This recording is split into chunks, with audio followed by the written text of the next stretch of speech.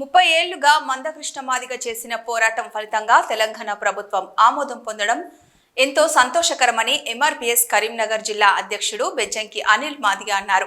MRPS నాయకులు కరీంనగర్లో సంబరాలు చేశారు. డప్పు వాయిద్యాలతో నృత్యాలు చేశారు. ఈ సందర్భంగా జిల్లా ఎంఆర్పీఎస్ ఆధ్వర్యంలో మందకృష్ణ మాదిగ చిత్రపటానికి పాలాభిషేకం చేశారు. ఈ సందర్భంగా అనిల్ మాదిగ మాట్లాడుతూ ఈ వర్గీకరణ ఎవరు ఇచ్చింది కావని మాకు మేము సాధించుకున్న విజయం అన్నారు. మొదటి నుండి రేవంత్ రెడ్డి ఎంఆర్పీఎస్ నాయకులను దగా చేస్తూ వస్తున్నారన్నారు. ఉద్యోగాల భర్తీలో వర్గీకరణ కాకుండానే నియామకాలు చేయడం శోచనీయమన్నారు. ఈ కార్యక్రమంలో గోస్కి శంకర్, సముద్రాల అజయ్, తడకొండ శంకర్, బోయిని కొన్రయ్య, దండు ఆంజనేయులు, చిరుముల రాజయ్య, ఎంఆర్పీఎస్ నాయకులు పాల్గొన్నారు. బెజ్జంకి అనిల్ మాదిగ ఎంఆర్పీఎస్ కరీంనగర్ జిల్లా అధ్యక్షులు 30 సంవత్సరాలుగా పోరాటం చేసి సాధించుకున్న విజయం నిన్న అసెంబ్లీలో చట్టం సాధించుకున్నది. అది ముమ్మాటికి మందకృష్ణ మాదిగ గారు సాధించిన విజయం అనేది మేము గుర్తు చేస్తున్నాం. అందులో భాగంగానే నేడు మందకృష్ణ మాదిగ చిత్రపటానికి పాలాభిషేకం చేసి ఈరోజు పెద్ద ఎత్తున మేము ఈ కార్యక్రమాన్ని నిర్వహించుకోవడం జరుగుతుంది. తెలంగాణ రాష్ట్ర ముఖ్యమంత్రి మాదిగలకు ముమ్మాటిగా మోసం చేసిండు.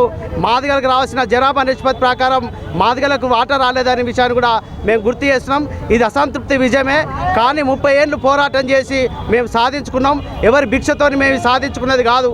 2 తెలుగు రాష్ట్రాలను మనం పరిశీలించినట్లయితే ఆంధ్రప్రదేశ్లో ఒక్క ఉద్యోగం ప్రకటించకుండా వర్గీకరణ చేస్తున్న చరిత్ర చంద్రబాబుకు ఉంటే, ఇవాళ అసెంబ్లీ సాక్షిగా వర్గీకరణ చేస్తా అని మాట ఇచ్చి వర్గీకరణ అసెంబ్లీ సాక్షిగా ఎస్సీలను ఏబీసీలను వర్గీకరించి అవసరమైతే అసెంబ్లీలో ఇప్పటి వరకు ఏమైనా ఉద్యోగ అవకాశాలు ప్రకటిస్తే వాటిలో కూడా వర్గీకరణ వచ్చేటట్టుగా ఒక జీవో తీసుకొస్తాన ఇలా రేవంత్ రెడ్డి గారు వర్గీకరణ లేకుండానే డిఎస్సి ఉద్యోగాలు భర్తీ చేసిండు, వర్గీకరణ లేకుండా జూనియర్ లెక్చరర్ పోస్టులు భర్తీ చేసిండు, వర్గీకరణ లేకుండానే గ్రూప్ 1 గ్రూప్ 2 ఉద్యోగాలు భర్తీ చేస్తూ మాదిగలకు మోసం చేయడం జరిగింది.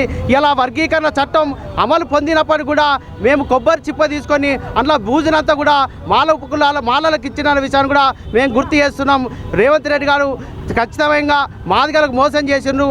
ఖచ్చితంగా 30 సంవత్సరాలు మందకృష్ణ మాదిగ గారి పోరాట ఫలితమే ఈ విజయమని గుర్తు చేస్తున్నాం.